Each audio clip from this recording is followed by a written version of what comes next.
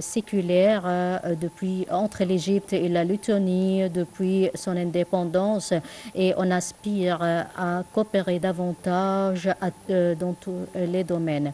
La commission économique dont j'avais l'honneur de présider en 2019 œuvre à intensifier la communication et la coopération dans le domaine économique, en plus de l'accroissement des échanges commerciaux et la création des vols aériens entre les deux pays dans le but de renforcer la coopération économique bilatérale. Nous avons tenu en 2022 le dialogue politique qui était très fructueux et qui a permis également de partager les vues sur plusieurs questions régionales des deux pays et sur les questions internationales, en plus de la cristallisation des vues communes à l'égard de toutes ces questions. Nous aspirons à davantage de coopération et de coordination entre les deux pays et nous aspirons la poursuite de cette coopération dans le cadre des relations étroites liant l'Égypte à l'Union européenne et en plus du membership de la Lituanie au sein de l'Union européenne, ce qui va nous permettre de coopérer davantage et de partager les expertises. Nous avons évoqué plusieurs domaines de coopération, et spécialement dans le domaine de la sécurité de l'Internet, dans le domaine technologique et la digitalisation, vu que la Lettonie a réalisé des progrès dans ce domaine, en plus du renforcement des capacités égyptiennes à travers la coopération touristique, et nous aspirons à accueillir les touristes lituaniennes en hiver. Et comme vous savez, la Lettonie est un site touristique merveilleux. En plus, c'est des stations balnéaires lituaniennes très merveilleuses. Nous aspirons à échanger les intérêts économiques. De même, on a discuté également de tous les événements en cours et spécialement la situation dans la bande de Gaza et la nécessité d'œuvrer pour réduire l'escalade dans la région. Et quand nous savons que le fait de cibler les citoyens et réfuter, rejeter, de même, on doit suivre les règles et les droits humanitaires dans le cadre des conflits armés. De même, nous devons prendre en considération la particularité de la bande de Gaza, spécialement la densité démographique et nous avons vu la destruction et la perte des vies auprès des citoyens dans la bande de Gaza. Tout cela est inacceptable. Nous avons évoqué également des questions liées au conflit russo-ukrainien, en plus des questions des droits de l'homme et de la coopération dans ce domaine. Et nous avons évoqué la situation en général au Proche-Orient, que ce soit la situation en Libye, la conjoncture soudanaise, la conjoncture libanaise et syrienne.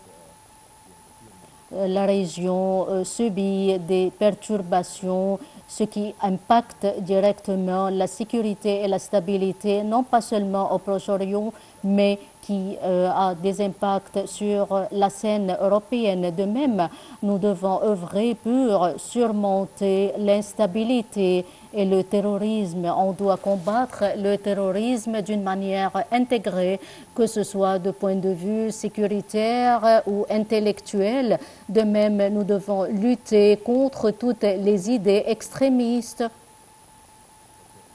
et tous les moyens de financement et de soutien fournis aux organisations terroristes.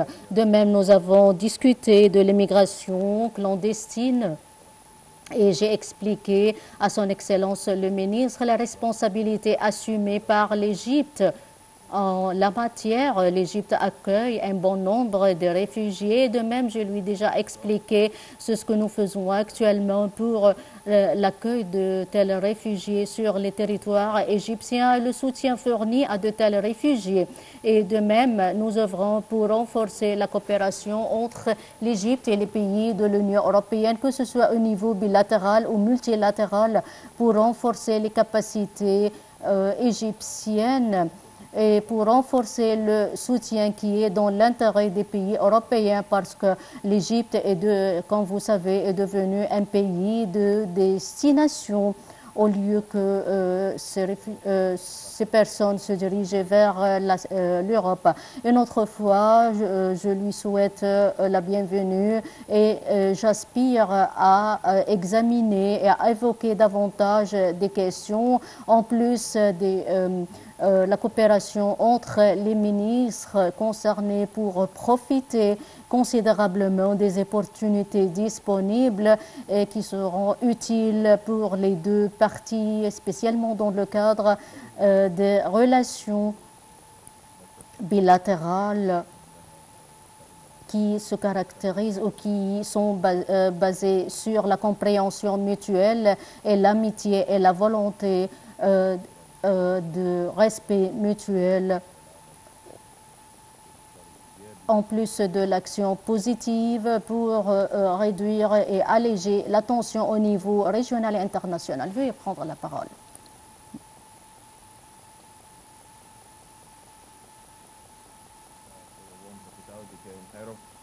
It is always a great pleasure to talk to you, but I especially value an opportunity to meet with you now at this time of great uncertainty. Since the eyes of the world are on Israel and Palestine today, let me start by reiterating Lithuania's condemnation of the brutal terror attacks perpetrated against Israel by Hamas. Lithuania shares the sorrow with the families of the victims and demands immediate and unconditional release of all hostages. As Israel faces these unprecedented attacks, it has a legitimate right to defend itself within the limits of international humanitarian law, in particular regarding the protection of civilians. Just before coming to Egypt, I had a chance to visit Oman and meet our common friends from the Gulf countries. My conversation there, just as our discussion this morning, have all reaffirmed my strong conviction that today's volatile situation obliges us to become more engaged.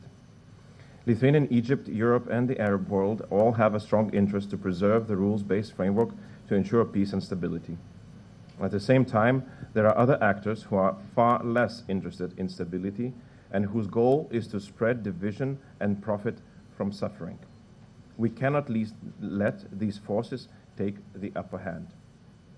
Therefore, as we focus on Israel and Palestine, it is extremely important to stay committed to Ukraine as it continues to stand against Russia's aggression. While geographically this war rages in the European continent, it has an immense global impact. By destroying grain depots, ports, and dams, Russia aims to block Ukrainian grain supplies to the most vulnerable parts of the world. In my view, these deliberate actions amount to crimes against humanity. Russia also aims to spread instability not just in Europe but in Africa and parts of the Arab world through its mercenaries and propaganda. It is Lithuania's firm conviction that Ukraine's victory in this war and restoration of its full territorial integrity is the only way to restore stability and the rules-based order both in Europe and globally. Thus, it is our obligation as well as common interest to help Ukraine win the war in any way we can. In addition to geopolitics, we also focused on Lithuania's bilateral partnership with Egypt. Our economic, academic, cultural ties are already strong and have a potential to grow. I would see opportunities in stepping up cooperation in information and communication technologies, maritime, agro-technologies, food industry, and renewable energy. Cooperation between our universities is another area that has a lot of potential. We also spoke about mutual trade and investment opportunities by combining our collective strength. Lithuania's highly skilled workforce and top-of-the-class business climate, and Egypt's young, vibrant, and motivated population.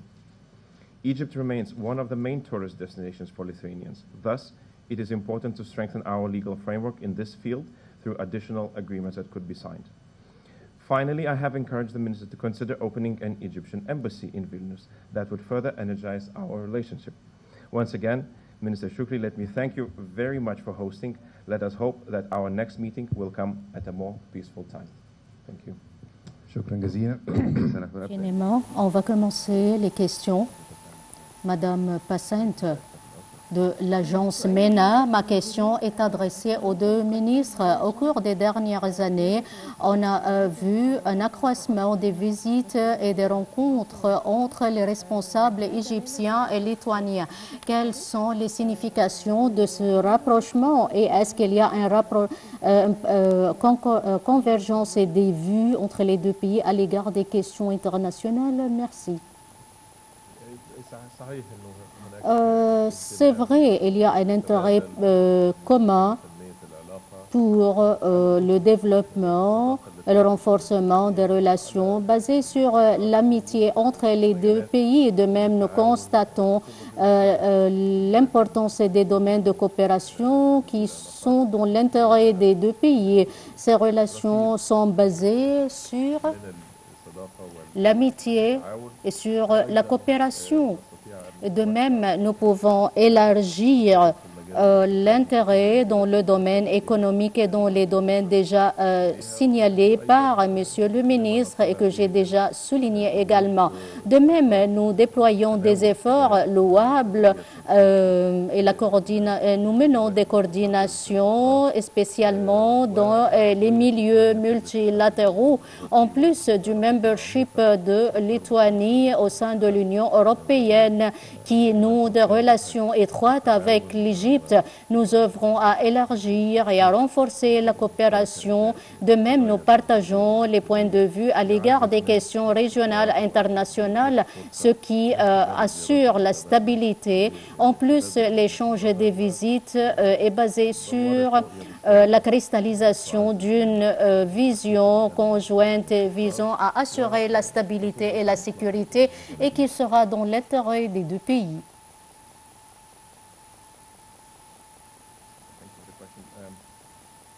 Even though Lithuania is and considers itself a part of the Western community and Western society because of our constitution, traditions, religion, we are a bit different from our Western partners. We have different history. We've been occupied by Soviet Union for decades, what we call our colonial experience. We basically were a colonized country. We emerged from the colonization with very difficult memories of our past, with very different economy, with very different tradition. And I think that there is a good story to tell about our transition. It took us 3 decades after our independence in 1990 until now, when we are truly contributing partner for the European Union. And I think that this transition, this experience that we've had, is the thing that we would like to share with our friends that are also ongoing transitions. Because our story is different than the story of Germany, is different than France, is different than Great Britain. And I think that it's a unique, and interesting, and beneficial story. And therefore, today it manifests via our cooperation in IT sector, in digitalization, in e-governance, cybersecurity, so many other fields. But they come from a very different experience that we've had. And we think it is easy to connect, easy to explain, and easy to partner because of our past, looking for the future. Merci infiniment, Monsieur Ahmed Goma de Lyoum Seba. Monsieur le ministre Sameh Choukri, je suis de Lyoum Seba. Le ministre d'État américain est arrivé en Israël. Il va visiter également la Jordanie. Est-ce qu'il va visiter l'Égypte? C'est la première question. Quel est le but de cette visite et de cette tournée américaine? Est-ce que vous prévoyez que les États-Unis vont jouer un rôle dans la cessation de l'escalade israélienne? Nous savons très bien que les États-Unis soutiennent les opérations israéliennes considérablement. Merci. la tournée du secrétaire d'État américain est liée à la situation actuelle dans la bande de Gaza. Et nous prévoyons que le but essentiel de cette visite serait de réduire la tension.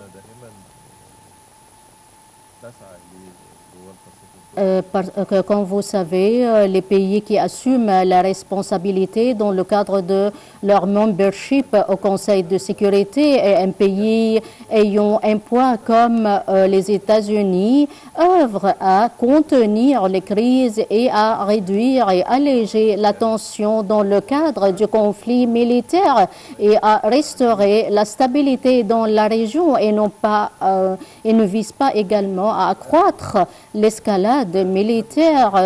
Comme vous voyez maintenant, il y a des victimes parmi les civils qui est incompatible avec le droit humanitaire et avec les principes de la protection des droits de l'homme. Donc, c'est ce que je prévois. Donc, j'estime que cette visite vise à alléger la tension et à cesser toute irrégularité ou dépassement. Une autre fois, nous avons déjà exprimé et nous réitérons à maintes reprises, spécialement à travers la résolution adoptée par la Ligue arabe, nous condamnons et nous rejetons vivement de prendre les citoyens comme des cibles sous n'importe quel prétexte. Il n'y a aucune justification ou prétexte pour assiéger les citoyens, pour les exposer à la faim. Donc cela est incompatible, comme j'ai déjà dit, avec les principes fondamentaux du droit international humanitaire et dans le cadre de la préservation des droits de l'homme. Et sans doute, la préservation des droits de l'homme palestinien n'est pas moins que les droits des autres citoyens. Donc, il y a des limites à respecter, il y a des limites de n'importe quelle opération militaire qui cible des entités. Donc, nous devons œuvrer pour cesser la destruction et la démolition qui ont impacté les femmes et les personnes âgées. Donc, tout cela doit être pris en considération et on doit ajuster la conjoncture. Et nous espérons que la visite du secrétaire d'État américain aura un impact sur la réduction de la tension et la restauration de la stabilité dans la région qui a beaucoup souffert en plusieurs années de la présence des forces étrangères sur les territoires arabes. Et comme vous savez, la région a subi des risques liés au terrorisme et à l'extrémisme, en plus de l'intervention et l'ingérence externe dans les affaires internes du peuple palestinien.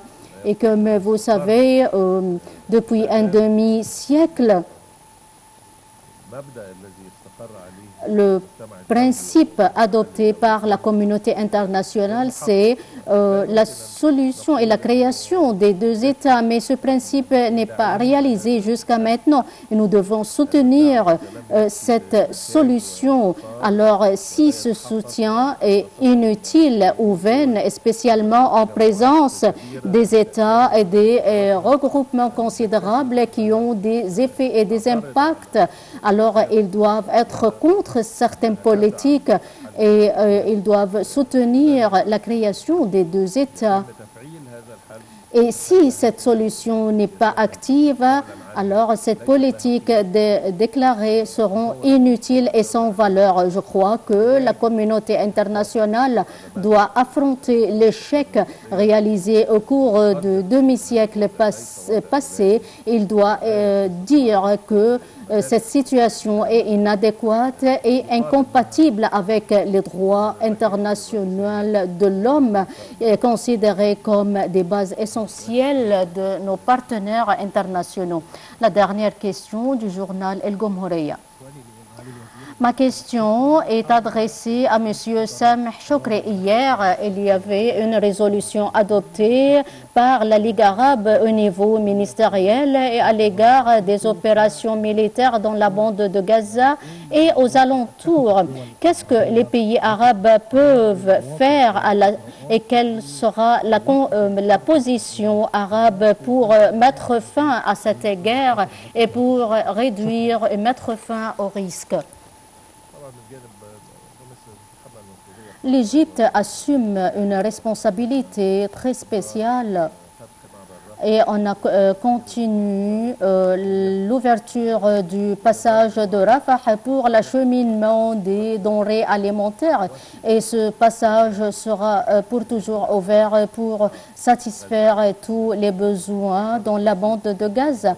Dans le cadre de la coordination entre les pays arabes et à la suite de la résolution adoptée hier, il y aura une action au niveau bilatéral et au niveau multilatéral pour le traitement de cette conjoncture et pour l'allègement et pour la réduction de cette tension et pour la protection des citoyens, tout en réclamant la responsabilité assumée par les institutions onusiennes, et spécialement au niveau humanitaire et politique. De même, on va coopérer et coordonner avec les parties prenantes pour mettre fin à ce conflit, tout en appréciant les impacts négatifs subis par le peuple palestinien. Donc, les civils n'ont aucune responsabilité dans les opérations refutées.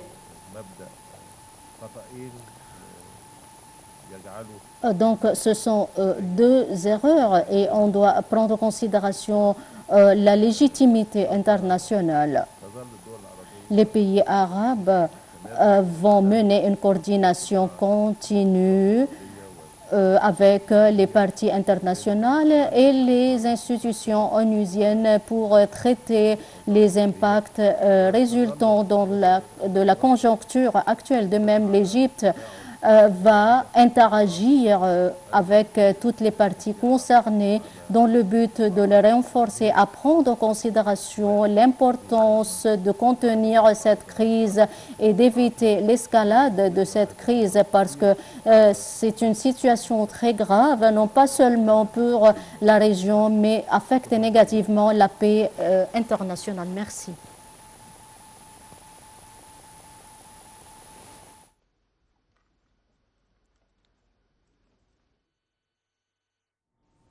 Voilà, donc nous étions en direct du siège du ministère des Affaires étrangères au Caire, où s'est tenue une conférence de presse conjointe entre le ministre des Affaires étrangères Sameh Choukri et son homologue lituanien, où ils ont essentiellement parlé des relations bilatérales, mais également de la situation régionale, notamment de la guerre donc entre Palestiniens et Israéliens. Merci à vous.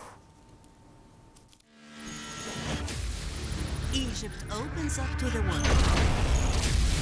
President Abdel Fattah al-Sisi meets with world leaders. أعبر لكم عن خالص الشكر والتقدير على حفاوة الاستقبال وكرم الضيافة. Reaffirming Egypt's vision, delivering our voice abroad.